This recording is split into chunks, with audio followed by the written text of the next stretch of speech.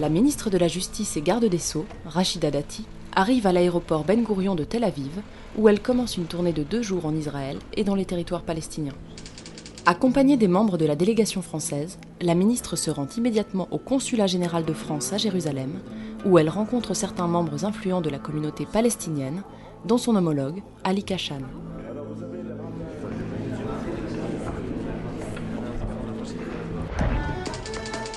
Le lendemain matin, Rachida Dati commence sa journée par une visite à l'esplanade des mosquées, 3e lieu saint de l'islam, ainsi qu'à l'église Sainte-Anne, domaine de la France, située dans la partie orientale de la ville sainte. Qui ne peut pas être touché, notamment quand on est sur l'esplanade des mosquées ou quand on est dans l'église Sainte-Anne. C'est le berceau des religions. Quelques heures plus tard, le cortège de la délégation française passe le dernier checkpoint qui sépare Israël de la Cisjordanie.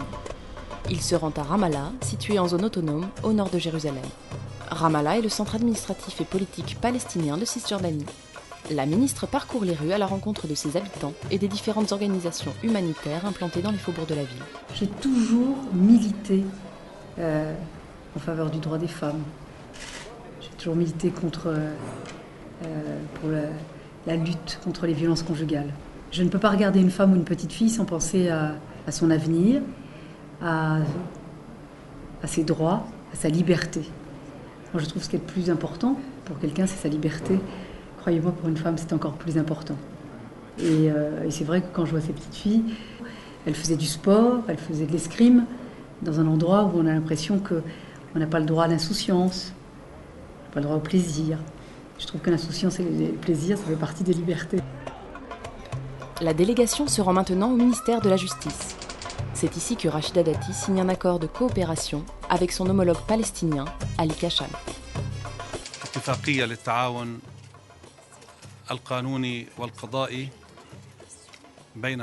Avec l'autorité palestinienne, d'abord ils souhaitent avoir une institution judiciaire, une organisation judiciaire un peu sur le modèle français. Donc ils nous ont demandé de les aider à cela, que ce soit dans l'organisation, mais également dans la formation des magistrats. L'Union européenne est d'ailleurs très engagée auprès de l'autorité palestinienne dans le cadre de programmes de formation de formateurs. Donc c'est très important, parce qu'un pays sans justice, ce n'est pas un état de droit.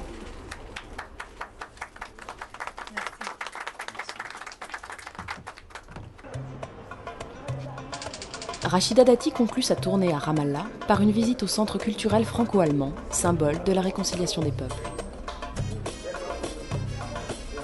La construction d'un monde sans guerre, sans violence, sans haine, ça paraît être de l'utopie, mais je ne le crois pas. Je crois en cet idéal de paix, et je sais qu'il est difficile à faire vivre, mais je sais aussi que sur cette belle terre de Palestine, il y a le poids de l'histoire, des souffrances, des injustices, des rêves déçus. Et je sais qu'il y a parfois un profond sentiment d'abandon. La France n'a pas cessé de réaffirmer son engagement pour que les Palestiniens puissent disposer d'un État moderne, démocratique et viable. Il n'y a pas plusieurs solutions pour cette région, il n'y en a qu'une seule, c'est la paix. Et donc c'est important de le rappeler, et notre présence le rappelle. Alors ensuite, on signe des conventions judiciaires, il faut aider l'autorité palestinienne à se consolider, à créer une institution judiciaire dans laquelle les Palestiniens ont confiance. Rachida Dati entame la dernière journée de son voyage par une visite au Mur des Lamentations, lieu de pèlerinage le plus sacré du judaïsme, et au mémorial de Yad Vashem, qui commémore le génocide perpétré par les nazis durant la Seconde Guerre mondiale. Je crois que ça se passe de commentaires, les images, les objets, les photos, les visages parlent d'eux-mêmes. Mais ça vous renvoie à la nature humaine.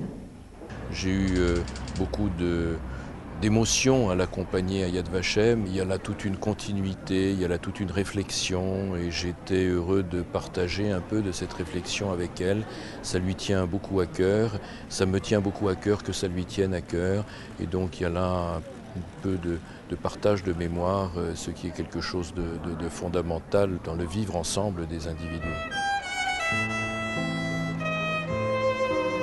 C'est vrai qu'il n'y a aucun mot, aucune langue qui peut traduire cette barbarie absolue, qui n'est pas si éloignée que ça. C'était le siècle dernier qui est encore notre siècle, enfin, c'est contemporain. Et je disais justement, n'oublions pas, nous avons un devoir de mémoire, soyons justes. Soyons justes. Plus tard dans la matinée, la ministre est reçue par le président israélien Shimon Peres et s'entretient avec lui du processus de paix pour lequel ce dernier s'est battu. Vous savez, je sors d'un entretien avec Shimon Peres qui me disait une phrase tout à fait juste et sage, ce qui le caractérise, en disant quand on négocie, la négociation n'est pas un signe de faiblesse, c'est un signe de force et c'est un signe, ça veut dire qu'on se bat pour son peuple. À la Cour suprême de Jérusalem, Rachida Dati est accueillie par sa présidente, Dorit Beinish, et ses juges. Moi, je tenais à rencontrer la présidente de la Cour suprême, mais également les juges de la Cour suprême.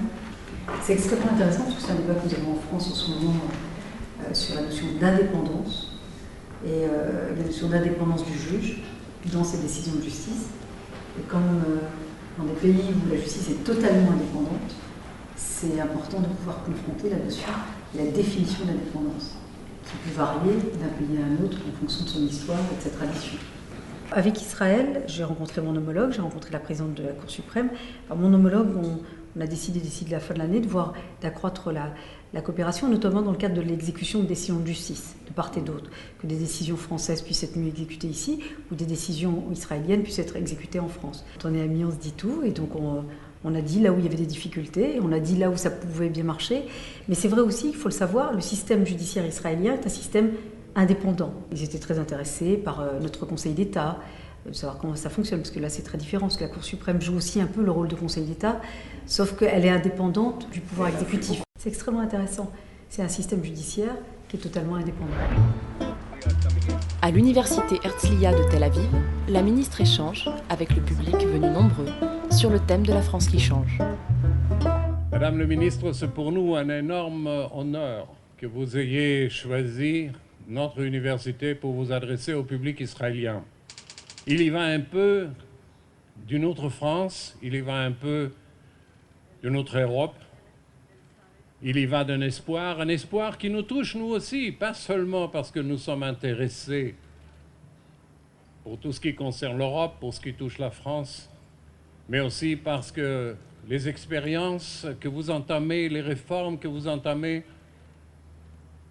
l'exemple que vous donnez touche les problèmes qui nous sont chers, des problèmes que nous n'avons pas encore résolus et on aimerait savoir comment vous proposez de les entamer.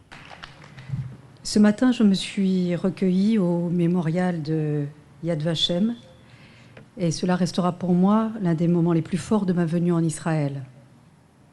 Et c'est aussi dans ces moments que l'on mesure la responsabilité de l'engagement politique. On s'engage en politique, généralement, sur des valeurs, des convictions, pour construire un monde meilleur, un monde de paix. Et dans cette région du monde, ce mot a tout son sens. Hier, j'étais à Ramallah, à la rencontre de jeunes Palestiniens. Ils m'ont parlé de leur souffrance, d'un sentiment d'injustice. Ils m'ont parlé de leur colère. Ils m'ont parlé également de leur sentiment d'être prisonniers derrière des murs et des postes de contrôle. Mais également, je leur ai dit qu'ils ne doivent pas renoncer à la vie, mais qu'ils doivent renoncer à la violence. Et j'ai parlé avec des parents en disant aussi que c'était leur responsabilité.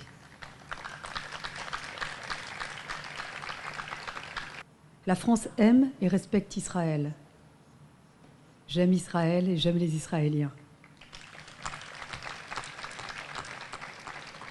Israël est une grande démocratie qui connaît le poids des souffrances et des injustices. Le peuple israélien doit pouvoir vivre dans la paix et dans des frontières sûres et reconnues.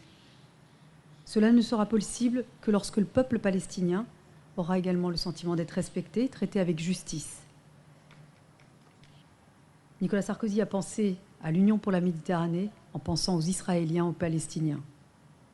Il s'agit d'une véritable main tendue à tous les peuples de la région. Lors du sommet historique du 13 juillet à Paris, la quasi-totalité des dirigeants des pays arabes étaient assis aux côtés de votre Premier ministre.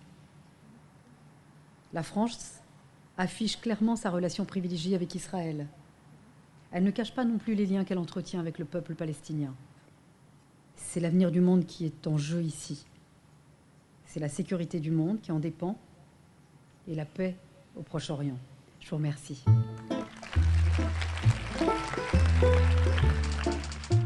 Avant de monter dans l'avion du retour, Rachida Dati s'arrête à la résidence de l'ambassade de France à Tel Aviv, où elle est attendue par des ressortissants français venus discuter avec elle. Je retiendrai de ce voyage la nécessité d'être toujours sur le terrain, aussi bien en France mais aussi à l'étranger, parce que la France compte. Et de ce voyage, je retiendrai une volonté aussi bien des Palestiniens que des Israéliens de vouloir aboutir à un processus de paix, de vouloir essayer de vivre ensemble, et la France sera à leur côté pour mettre en œuvre cet accord de paix quand il aboutira. Ça a été un voyage très positif.